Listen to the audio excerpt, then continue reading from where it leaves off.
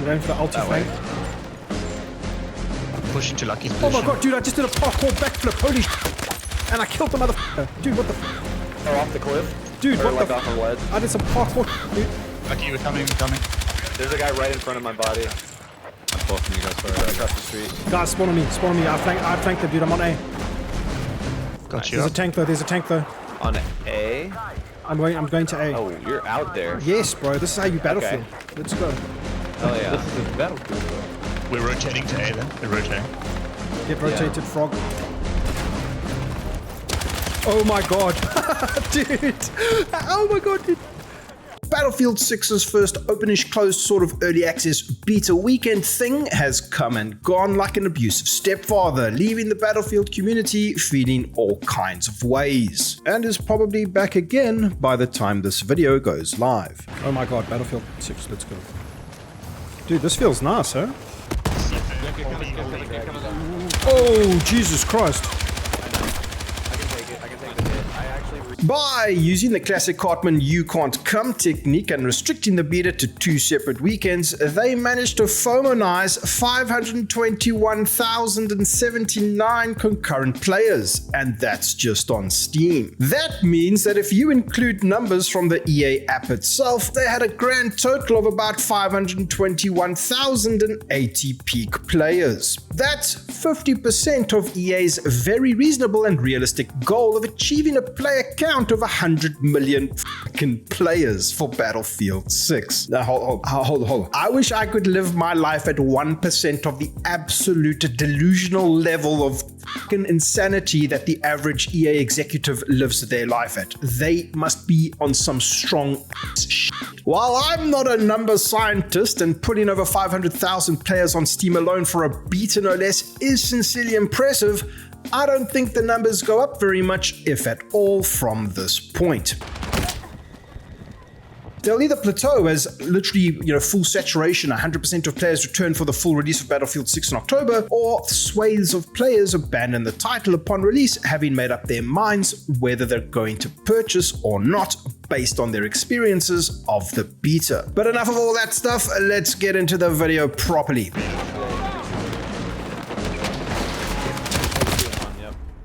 Okay, I've got to get used to this. Some people are convinced that Battlefield is back and the dark times are behind us, while some, myself included, remain skeptical yet kind of optimistic. Now, you see, you get 3 chances to condition your audience to love or hate your products. Battlefield 1 was the last great Battlefield in my opinion, and with 5 and 2042 being such anticlimactic shows, I feel that there's a lot riding on Battlefield 6's potential success. I barely played Battlefield 5 because I had no interest in a World War II setting that barely resembled a World War II setting, and 2042 was a disappointing child that could never live up to its perfect father's hopes and dreams. Battlefield 2142. But more on that later. You see, handsome viewer, I've been playing Battlefield games since the original. I said the original.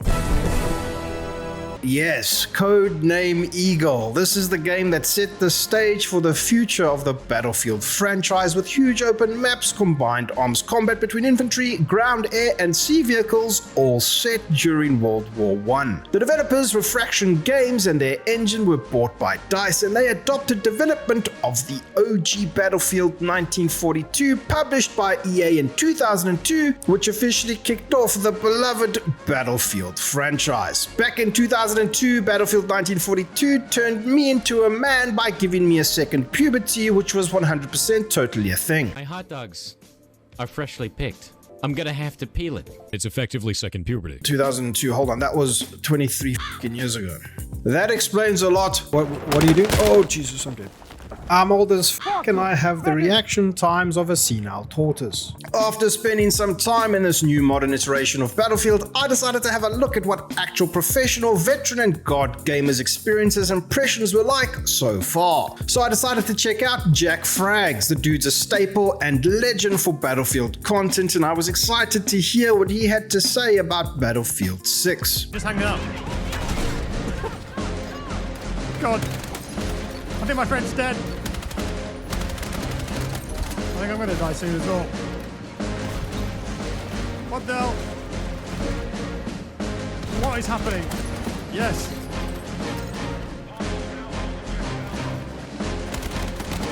Surely I'm dead. No way. No shot. No way. Yes. Oh. Are you f***ing kidding me? Now I understand that Mr. Frags is an S-tier Battlefield player, but holy sh**, the enemy players on my servers seem to have the reaction times of an Astartes Space Marine hyped up on whale steroids, accessing alternate dimensions and time dilation technology to quantumly detect and react to my actions before I was even conceived by my parents. What was that? Meanwhile, Mr. Frag's opponents seem to have the reaction time of a battery-fed lobotomized donkey. Now hold on, handsome viewers. Master Jackson Fraggle Waggle has been around for ages, so maybe it's not an age thing. Maybe I'm just shit. So let's look at popular content creators' first time playing Battlefield 6 to find out if we should just give up, retire from gaming as a hobby, and adopt the fulfilling normie lifestyle. Not like it all. Not. Oh Jesus Christ! Oh yeah. This is what teammates are for. Wait, I'm a tank? Exit? Oh, all right, okay, all right, I'm getting out. Wait a minute. Hold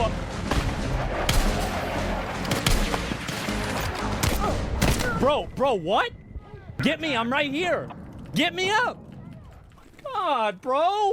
Oh, thank God, I feel so much better. So how do I actually feel about Battlefield 6 after the first beta weekend? To be honest, I'm kind of left wondering what's going to be the thing that keeps Battlefield 6's train chewing. What's going to keep players coming back for more? What's the special sauce that will get EA their 100 million players? Back in the goody McAlden times, every release of a Battlefield title came with some new groundbreaking feature that pushed the franchise ever forward and explored the possibilities of large-scale open-map FPS gameplay ever deeper like an overly enthusiastic lover. 1942 pioneered 32 versus 32 large open-map combat, while other FPS games of the time were embarrassing themselves with their tiny scopes. Then Battlefield Vietnam showed up, cranked the formula up to 11 and shoved helicopters up our arseholes that could airdrop tanks, which was fun as f***, but for me, nothing has ever come close to the glory, innovation, and sheer perfection of Battlefield 2142. Yes, Battlefield releases since then all came with their own bits and pieces of innovation, and release after release honed the destructive environments that eventually became the mainstay for a Battlefield title. But in my humblest of objectively correct opinions, nothing has ever remotely come close to the Titan mode of 2142, which was an incredible blend of everything that made a Battlefield game great.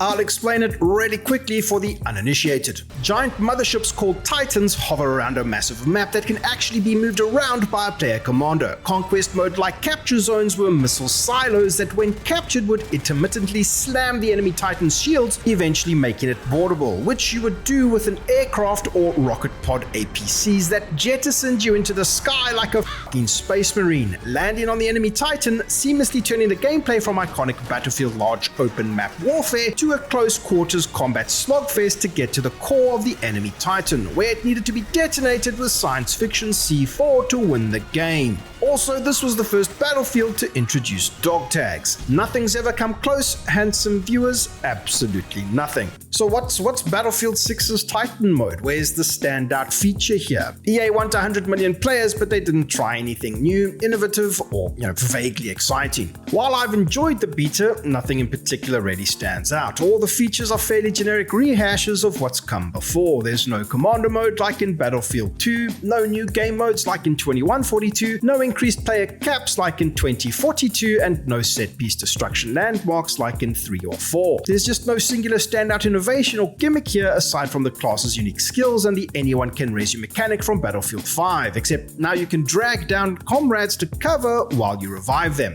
Nice raise.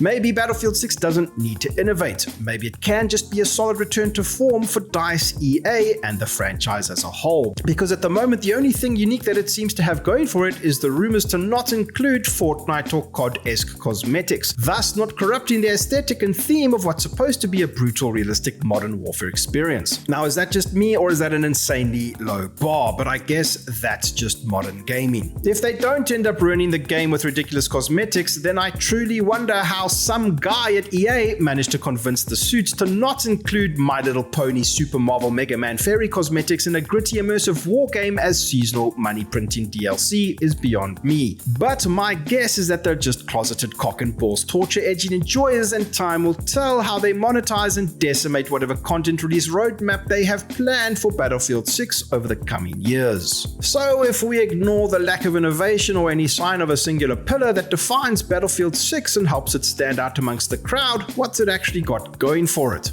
Why have I enjoyed it? Battlefield excels in its reactivity. Now, what I mean by that is, go watch the beginning of any random YouTube video of literally any blind playthrough of literally any game. And 9 out of 10 times, you'll immediately witness the player of the game test the reactiveness of the world and environment they're in, whether consciously or not. This is basic human psychology at work. When you try something for the first time in a video game, the environment, the assets, or the NPCs should react in the way that you would expect them to before you take the action.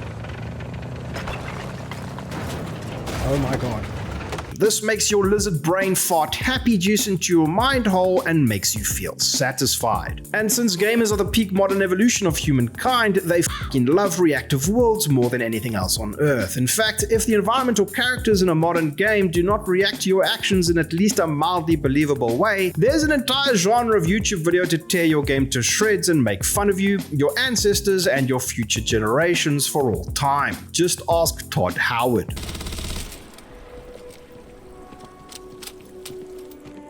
And I think that's where Battlefield 6 is scoring brownie points with its player base. The world reacts well enough to all the chaos, bullet impacts, and explosions, which does a ton of heavy lifting for immersing us into the game and is actual light years beyond the schlop they delivered in 2042. I also really enjoy the fact that they have a closed combat game mode. That way, snipers are snipers, engineers are engineers, assaulters are assaulters, and supports are support. There's no insane mixing of kits to muddy the waters of the strict class-based team system in my modern war combat game. So anyway, we spawn in as a recon sniper class with a fully automatic carbine now, and oh well, never mind. Moving on to the negatives, however, I'm not the biggest fan of the current map design. So far, it's all felt very claustrophobic for a Battlefield game, and the current maps definitely lack the scale that attracted me to the older Battlefield games in the first place. To be fair though, DICE have stated that there are some larger maps coming to the full game, so I guess time will tell. But until I see these maps in action and looking proper f***ing big, my wallet will remain closed tighter than a nun's cut. If we're not getting any new and innovative features, then the thing that needs to complement Battlefield 6's release beyond just being a solid entry into the franchise, it needs far bigger and more interesting maps at the least. From my time in the beta, I could barely tell you the difference between the handful of maps I experienced over the weekend. Both felt incredibly uninspired, especially how older entries into the franchise's maps were capable of leaving lasting impressions, like Wake Island from 1942, Strike at Karkan from Battlefield 2, Caspian Border from 3, or Siege of Shanghai from 4.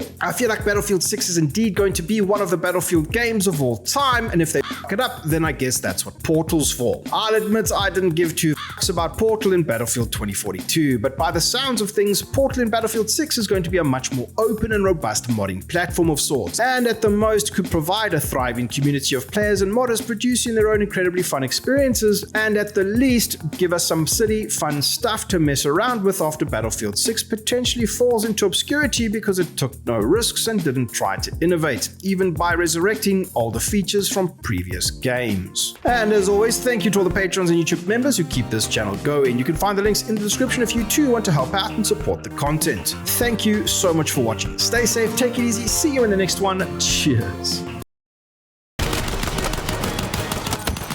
I just pistoled that motherfucker, bro. Let's go. If you can defib me on the left, Coming. I can get oh, they're watching. I've got you, boys. I've got you all. Good res, good res. Huge.